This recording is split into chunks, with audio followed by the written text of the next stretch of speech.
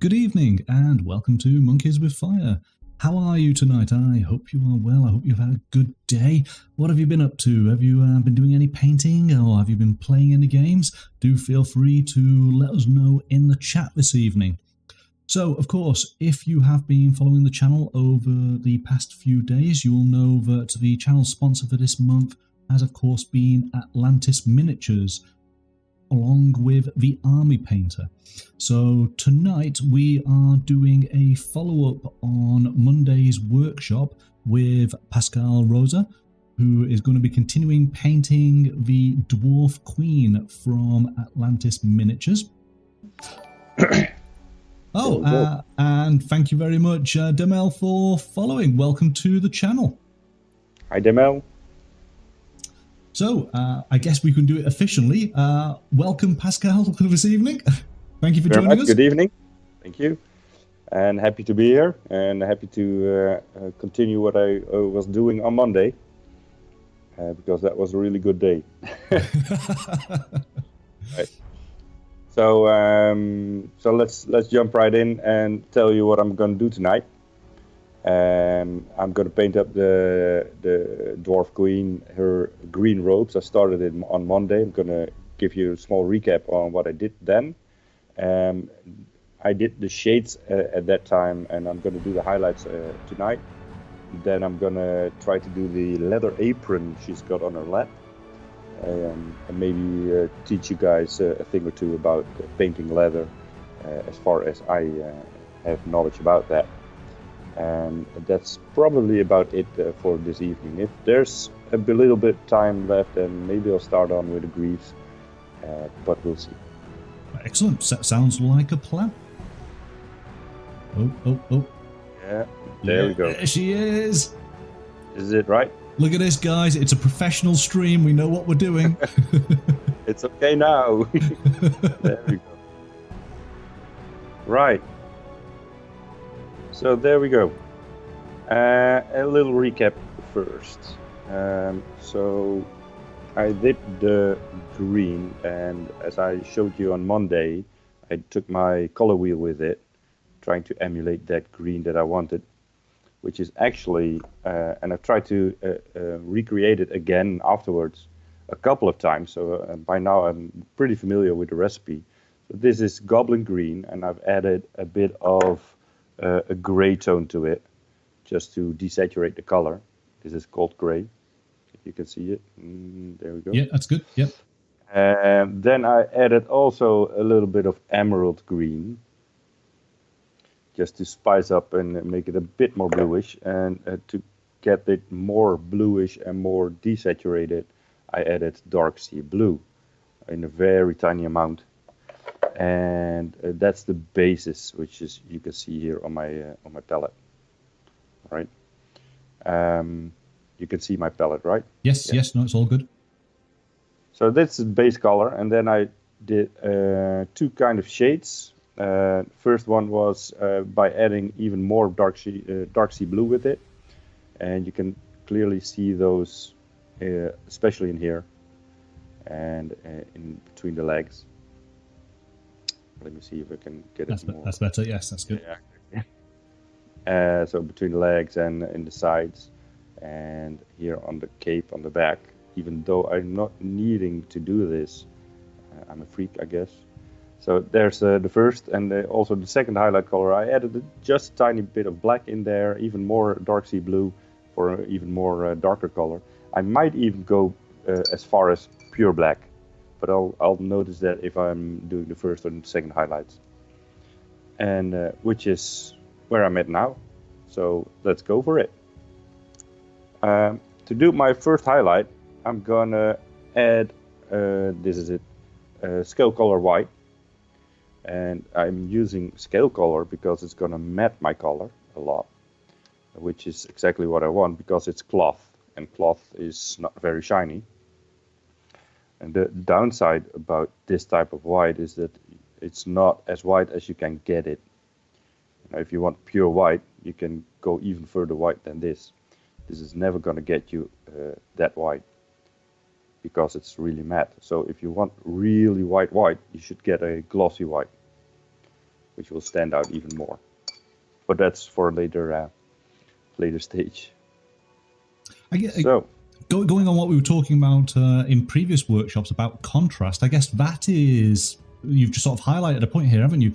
Matte cloth, because of course it's not reflective, as opposed to possibly the reflective greaves that you're going to be doing it later on. So again, additional layer of contrast. Yeah, exactly.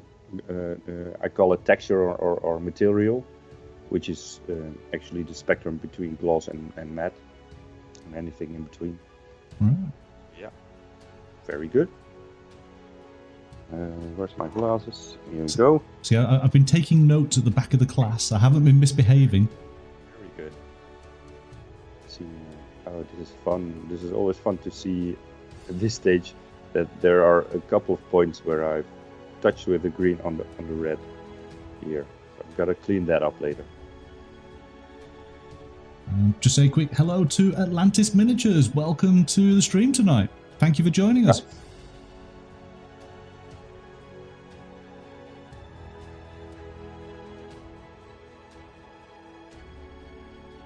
I really want to emphasize to Atlantis Miniatures that I'm really enjoying painting this model, and not only the model, but also working on the base for it in secret, and it's going to be amazing. So Atlantis is just saying, loving the color scheme. Great. Yeah, me too. Highlights are often the most difficult part to do because whites tend to end up being pretty chalky and so hard to blend. But if it works, this is the part I love, because now you're going to see the contrast between that darker shade and if your light is going to be exactly what you want or not. Like in these folds. Atlantis has just said, glad that you're enjoying painting it, so that's always a bonus. Yeah. And this is actually the weird thing. I've not done many dwarfs in my lifetime, for starters, and most of them they were not really fun. So I really set a challenge for myself with this one. But actually, I like it. Yeah. Well, I mean, the dwarves have been getting quite a lot of positive feedback from viewers on the channel these past couple of weeks, which has been great. I guess a lot of people are hopefully looking forward to the giveaway later on in the month. And just to remind everybody that tomorrow evening, Dan from Atlantis Miniatures will be joining us live on the channel. So if you do have questions for Dan, then put them to one side, and we'll be able to ask them tomorrow evening. I guess I'm pretty done with the first highlight. I'm going to go even brighter, add a lot more white to it, so that it's nearly all white. Let me see if I can show you. Right, yes, it's So this is like a mint green on my palette. Yeah. Well, a toothpaste green. Right, exactly. Yeah. If we're gonna go by painting name standards, that's toothpaste green. Wow.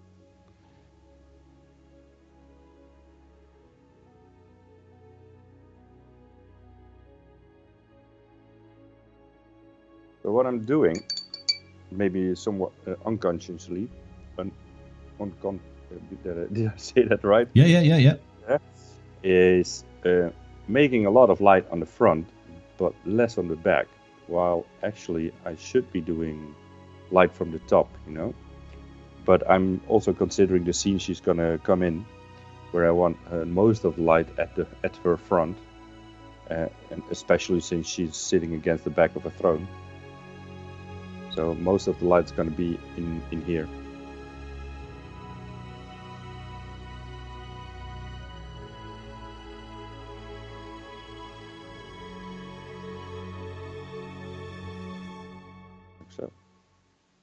How's that look?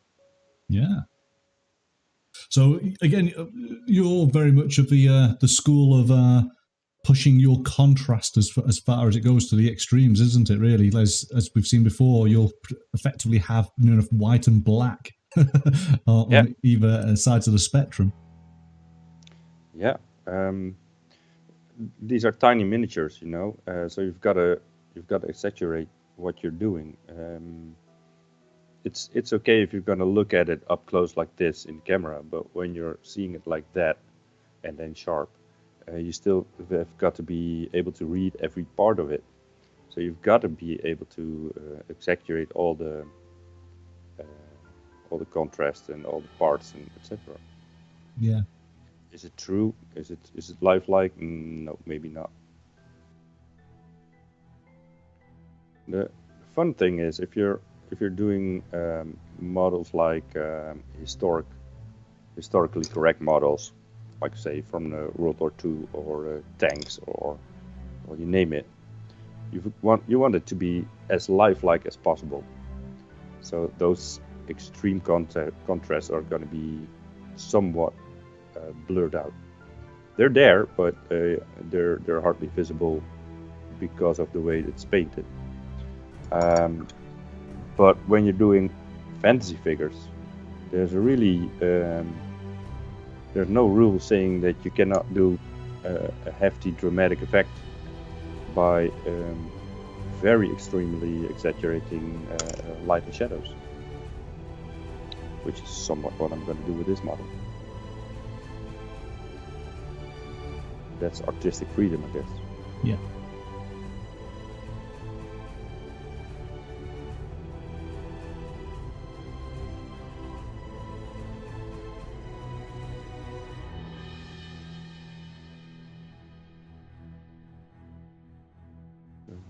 Yeah, so the chats, we've got a real discussion going on about contrast now.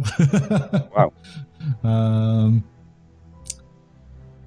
So yeah, I think again, it's a bit of a personal thing. So Amanda's saying she prefers a more realistic sort of style as opposed to pushing the contrast so high. So I suppose that would be more in the as you say, the World War II realistic sort of side. Ado is basically saying there are very different theories as to how to push your contrast. Exactly.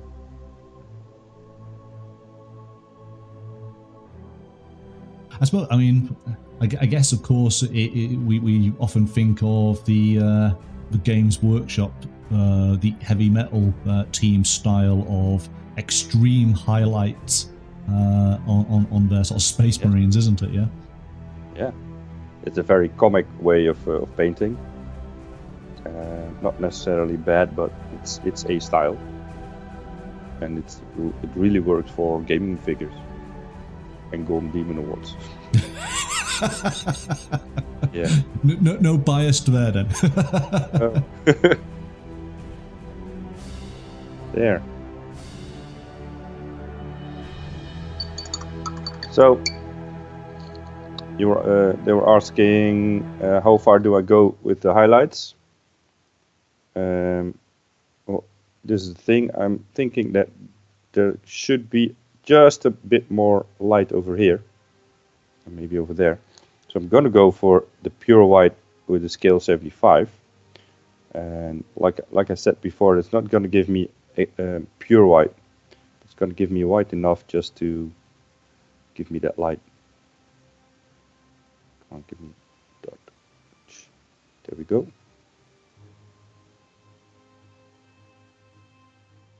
I'm going to push it really close to this really fine thin shade line that I did there,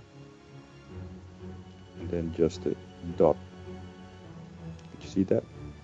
Yeah, if you just move her back slightly because she's coming into the blurred area. There you go. That's sharper. Right. So a bit there. A bit there, and that's actually about it. I'm gonna do it on the other side.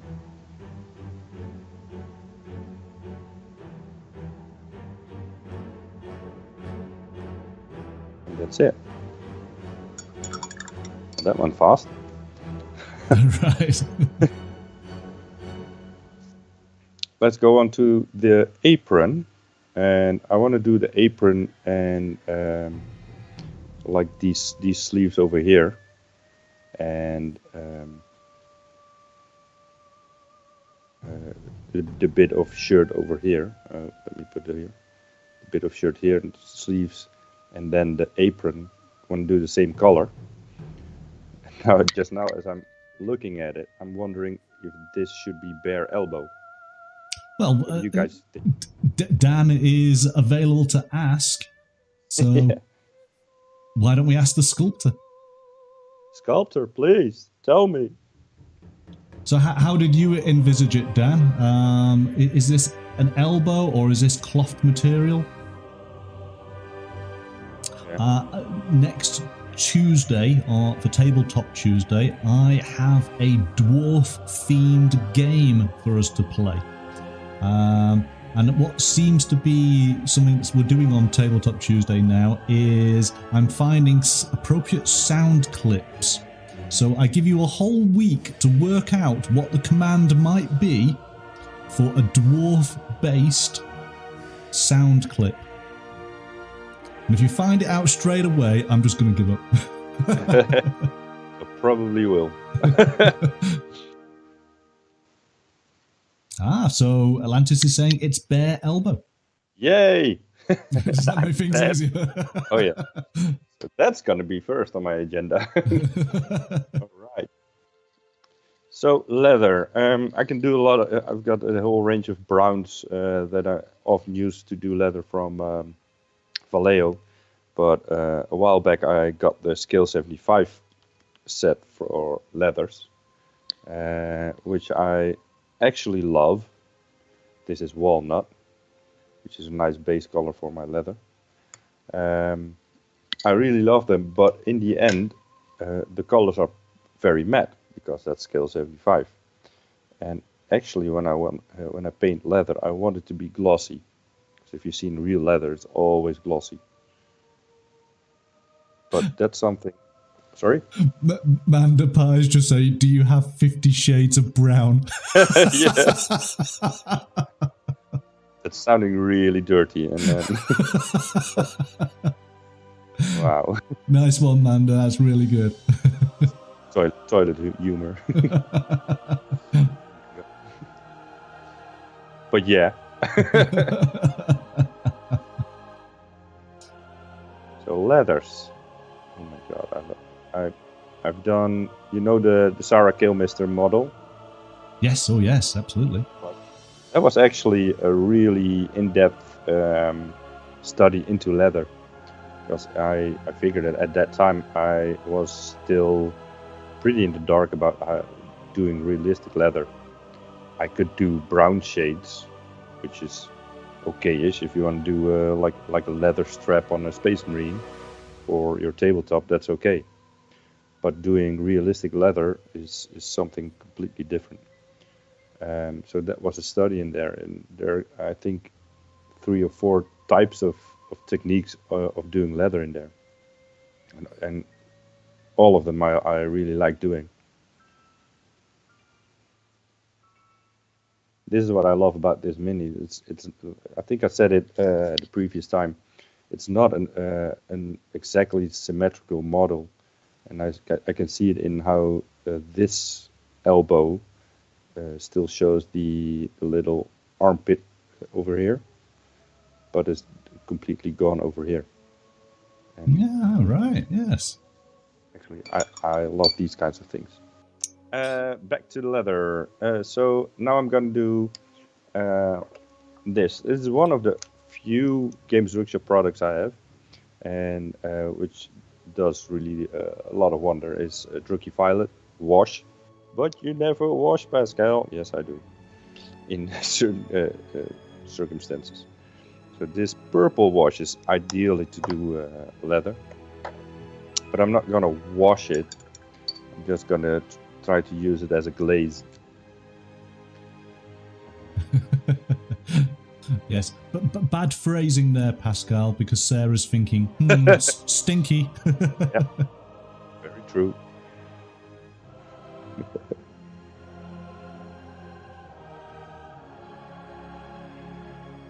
And immediately I'm seeing a brown tone that's going to be so rich of the color. Hope you can see it too. Yes, yes. Again, I think I've sort of mentioned this before. I think this is the difference. This is the sort of the next level, is that, you know, when you're a beginner painter, you paint brown, you then get your brown wash and you put your brown wash on, and you've done your brown. But of course, it's knowing what different colors, which of course, you know, part of the color wheel and complementary, and that's the color you should be using to then enhance the effects of the brown, as opposed to just sort of standardizing it. Exactly. Oh, there's even a step in between. There's, like you said, there's brown, and then you put on brown wash, and then you've got the next step is taking brown, adding black to get a shade color, and adding white to get a highlight color. And then there's this step where you're going to try to enhance the colors by adding different colors to it. And sometimes it is, most of the time it is a color theory, you know, getting the color wheel to work for you. Sometimes it's just also just looking good, having a good look at real life. And if you're gonna look really good at leather, you're gonna see purples in there, but you're also gonna see greens in there. And the reason I'm not gonna do greens in here is because I've already got so many greens, and I don't want to fade it into the background. What are they called? Marko Miladovic and his wife. They use a lot of purples and greens in almost everything. It's pretty bizarre to see, but it's working intensely, and it's so gorgeous to see their work. And I'm gonna have a workshop from Marko this weekend, so I'm gonna be glad. So it's already starting to darken up. Now, what I want to do now is, like I said before, there's also the thing of trying to do like scratches or textures or even stains in leather that you're gonna wash out. So I'm gonna take this wash, and I'm gonna leave little droplets over here on top. Just a few, just to break it a bit. These could be stains from, I don't know.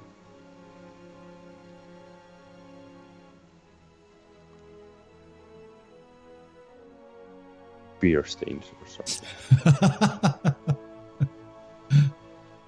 Make it too bloody here.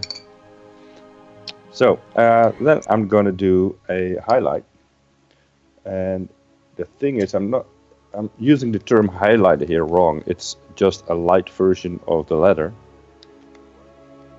Because I'm using Scale 75 birch, which is an off-white, and I'm gonna mix that with my rich brown. Can you see this color here? A bit rosy. Hope you can see it. Yeah, yes, yes. And this is I'm gonna use to create some scratches.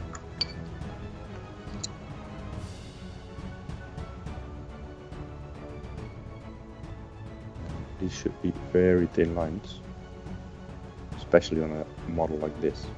So I hope I can show you. So there can be big scratches like this. You can see that? Yeah. But I can also do more smaller scratches. They should be going all directions. I'm not too worried about whether they're already very visible. I just want it to be there. I've created some scratches. To make those scratches a bit more visible, I'm going to create a very dark color, like near black, with a hint of the brown I used earlier. And I'm going to try to create the biggest scratches next to those. So it's like the shade color of the scratches, which is really difficult. I hope you can see it. I don't want to say anything while you're concentrating. It's so quiet, and I never hear anything, so I'm always wondering if there's still anybody out there. Yeah. But it's just as soon as I open my mouth and suddenly that's where you slip your brush. Oh my god! That's okay, I guess. I'm gonna refill my purple again. The black lining really is working on this model. You know, it's again, it's all about contrast, isn't it? It just instantly differentiates the different areas of the model, and it instantly makes them all pop. It's brilliant. That's the trick. That's making readability. Yes, definitely. So I've got my purple again, and now I'm gonna glaze it all over. Because this time I want these scratches and these shades and dents and whatever all worked into the leather. And the fun thing is, because I already did a glaze with this color over here, so this is going to be the second time it's going to be put here, so it's going to be darker, while this is still going to be lighter, even though in its entirety it's going to be darker. So what size brush have you been using to do this black lining? This is all Winsor Newton Series 7 and number 1. Right.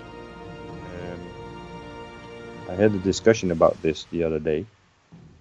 There were people saying, "Oh, you got to use smaller brushes when you do finer lines," and I'm saying, well, as long as the tip of my brush is okay, then a big brush is no problem. It's going to be even better, because you've got much more reservoir in there, so you can go on painting even longer. But that's all preference and good quality product. So I'm going back to the scratches again. I'm gonna highlight just a few I did before, maybe even add a couple new ones. So this is like a second layer of weathering.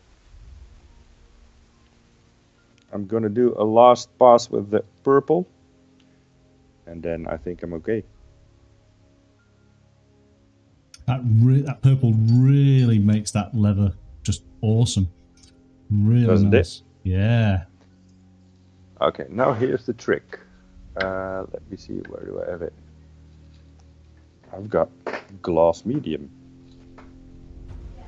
So when that dries out, you're gonna see it's not gonna be extremely glossy, at least I hope not, but it's gonna be somewhere like a satin finishing. It's gonna be gonna take some time to dry out, but just that bit of gloss is gonna get it to look like real leather. You can already see it, you know, because of the glistening on the wetness. Yeah. So yeah, and I think that's about it for tonight. Excellent. Right. So you want me to already intro about what I'm gonna do next Monday? Yeah, go for it. Okay. So I'm gonna finish this off off camera, and then Monday I'm gonna start on the chair, on the throne. I'm gonna show you how I'm doing like the wood colors, and probably the intricate details in there. So that's it. Right, so it's all about learning how to do realistic wood next Monday then. So, excellent stuff. Thank you very much, Pascal, as always. Yes, very welcome. And I'll stay on the chat, because I'm eager to see the community stuff as well. But for now, thank you very much. And of course, we look forward to seeing the next and final workshop on Monday. But until then, have a great evening, everybody, and I shall see you tomorrow night. So until then, bye-bye for now.